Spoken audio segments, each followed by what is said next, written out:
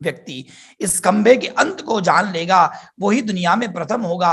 ऊपर ब्रह्मा जी गए और पाताल की ओर भगवान नारायण ने प्रवास किया। कई वर्षों तक ढूंढते रहे परंतु अंत नहीं मिला। बीच में कहीं एक केतकी का पुष्प दिखा। ब्रह्मा जी ने केतकी के पुष्प को पूछा कि आपको पता है इस खंभे का अंत क्या है? तो उन्होंने कहा नहीं, ये तो पूरा विश्व अनंत है, उसका अंत कोई नहीं खोज पाएगा। उसी तरह ये खंभा, ये स्तंभ भी अनंत है। पर फिर भी ब्रह्मा जी ने झूठ कहा नहीं, मैंने उसका अंत खोज लिया है, अब हाँ बोल देना। ब्रह्मा जी ने झूठ बोला, उस पुष्प को भी झूठ बुलवाया। वापस आए, नारायण ने कहा मैंने इसके अंत को नहीं पाया क्योंकि ये अनंत है, अनिर्वचनीय है।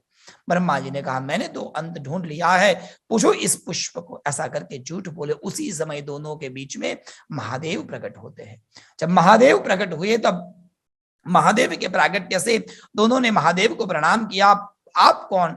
महादेव ने कहा मैं, आप और भगवान नारायण, ये तीनों अलग नहीं है, ये तीनों एक है। ये तीनों का स्वरूप न तो कोई बड़ा है न कोई छोटा है, न हम तीनों में अंतर है। एक ही तत्व से हम तीनों का प्रागट्य हुआ है। इसलिए कहते हैं ना, प्रणवाक्षर के मध्य ये तीनों एका। प्रणवाक्षर ओमकार के मध्य में ये तीनों तत्व एक है।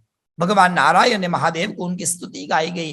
ब्रह्मा जी ने भी स्तुति की, परंतु परमात्मा नाराज हुए। ब्रह्मा जी अब झूठ बोले, उचित नहीं है। आज के बाद आपके मंदिर नहीं बनेंगे, आप पूजन के योग्य अधिकारी नहीं होंगे। उपाय बताइए भगवान, मैं कैसे इस प्रायश्चित, पाप का प्रायश्चित करूं? तुरंत नारायण ने कहा ये जो अग्नि स्तंभ है उस स्तंभ का पूजन करिए, आप पाप से मुक्त हो जाएंगे। अशुद्ध आपसे जो बोला गया उसकी शुद्धि होगी। तुरंत जो अग्नि का बहुत बड़ा खंभा था वो परमात्मा की ही माया से एक छोटा सा लिंग के रूप में परिणित हो गया। वो अग्नि लिंग दुनिया का सबसे पहला लिंग है और उसी लिंग के ऊपर सबसे पहले ब्रह्मा जी ने अपने कमंडलू के द्वारा शुद्ध गंगा जल का अभिषेक किया और उस अग्नि लिंग को शांत करने का प्रयास किया गया। महादेव बहुत खुश हुए और कहा कि ब्रह्मा जी आपने शिवलिंग का पूजन किया है, आज के बाद में विश्व में नारायण की मूर्ति की पूजा होगी, क्योंकि वो उनकी मूर्ति वो सत्य बोले और उनकी मूर्ति सुंदर है, उनका स्वरूप सुंदर है।